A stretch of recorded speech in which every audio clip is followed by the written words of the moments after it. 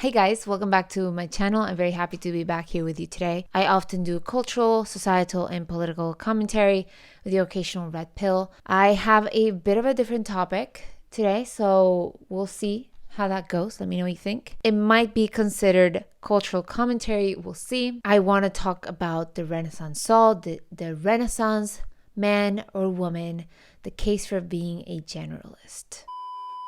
I'm sure you've heard the phrase, a jack of all trades is a master of none. The full phrase completely changes the meaning. A jack of all trades is a master of none, but oftentimes better than a master of one. How many of us have wanted to pursue different interests, but have been discouraged by the first part of that phrase, or have been told that we shouldn't? To laser focus, to niche down. There's nothing wrong with becoming really good at something or focusing at a specific thing, but often we do it despite our instincts and despite our interests. Some of us become completely useless at most things and run the risk of being automated in that one thing we know how to do. The phrase, the jack of all trades is a master of none, was originally used to describe a playwright. This playwright would hang around theaters and help in any way that was needed, directing, remembering lines, helping set the stage. And this jack of all trades was also someone you may know. His name was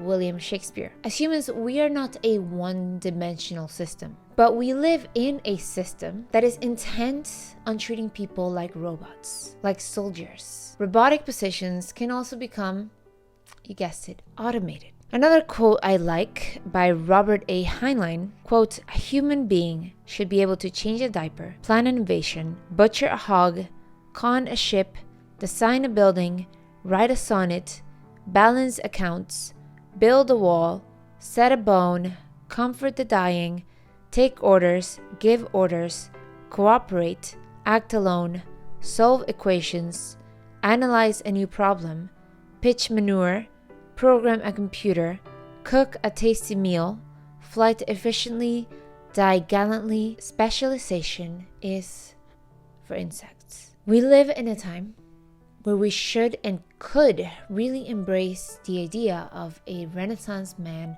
and Renaissance woman. Now, this is not to say we should do everything ourselves. We are humans, we are social creatures, we are made to share labor, but it would be good for us to have different skills that go beyond our specialty. Because if you can only do one thing, you might or will eventually become obsolete. As human beings, we are meant to be dynamic and use a combination of skills and ideas and interests to create something truly unique. But despite Renaissance souls being incredibly admired and successful in the past, and many of them becoming really famous in different fields, like for example Leonardo da Vinci, Galileo Galilei, Aristotle, and many more, our culture still insists in labeling Renaissance souls as defectives. For me personally, it was a huge struggle because I could not stick to one thing, one specialty. My interest kept changing and my desire to learn about different things kept changing. And it often derailed my pursuit of a singular career, a singular goal. Here on YouTube, I am exercising my different interests on how to write a script,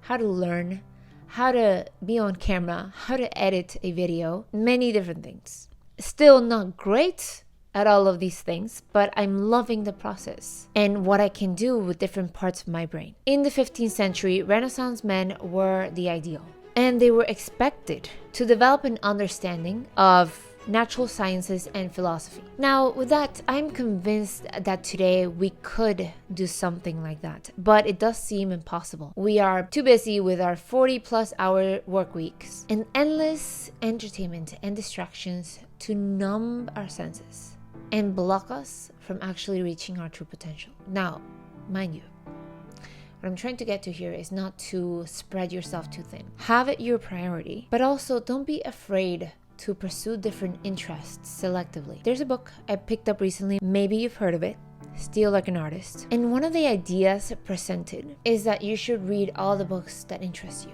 Collect read and unread books. Watch films, classics, and new ones. And that ultimately you become unique, a unique mashup of all these things. And despite that these things might intuitively pull you in different directions. The combination of them makes you gain perspectives which are unique to you, even if they are somehow stolen. An example of the Renaissance woman is Isabella dell'Este. Born in Italy in the 15th century, right on the Renaissance time, she became the chief of state of the Italian city of Mantua after the death of her husband. While she was doing that, she founded a school for young women, she established an art collection, played the lute, and spoke Greek and Latin. None of those things took away from her political life and likely added to the richness of her life. Isabella also did all this after she had given birth and raised 6 children. Despite what Don Lemon may say, Isabella was still able to have a political career after her peak fertility years and become even more of the Renaissance woman that she already was. When a woman is considered to be in her prime in her 20s and 30s and maybe 40s. What are you talking? Wait. That's not according to me. Prime for what? It depends. I mean, it's just like prime. If you look it up, if you Google when is a woman in her prime, it'll say 20s, 30s, and 40s. I don't necessarily. 40s. Oh, I got another. I'm not saying decade. I agree with that. So I think she has to be careful about saying that politicians aren't in their prime. We need to qualify. Are you talking about prime for like childbearing, or are you talking about prime for being president? What the facts are. Google it. Everybody at home. When is a woman in her prime? It says 20s, 30s, and 40s. Then we have Sir Thomas More, born also in the 15th century in England. And he, like many Renaissance souls, was torn between 2 different vocations or careers. He was torn between his religious calling and his political life.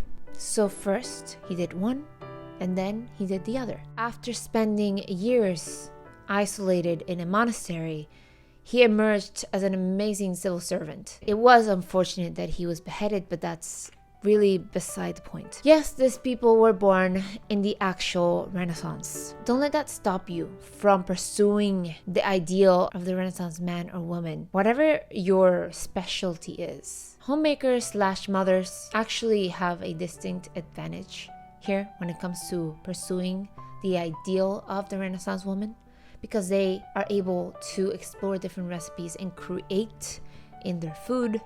They can create in the realm of interior design. They can learn many things, study different languages in their spare times. There's many possibilities when it comes to the life of a homemaker or mother. They can be teachers as well, but ultimately having your life be a blend of your different interests will not only be more fulfilling to you than getting home from work or finishing all your errands and numbing yourself with TV. Although I am guilty of watching one show a day, but I do not do any more than that. Don't numb yourself by staring at a screen until the next day starts again and you need to do all of your errands and homework, etc. You will become a far more interesting person. I'm not advocating for multiple side hustles. Your hobbies could be horseback riding, training a dog, cooking, reading about history, learning new languages. Now you are the doctor who speaks Greek and can ride horses. You are well on your way to becoming the most interesting person you know. The sky is the limit, and the internet is here to serve us Renaissance souls. Now that I'll leave you. I'll see you guys next time.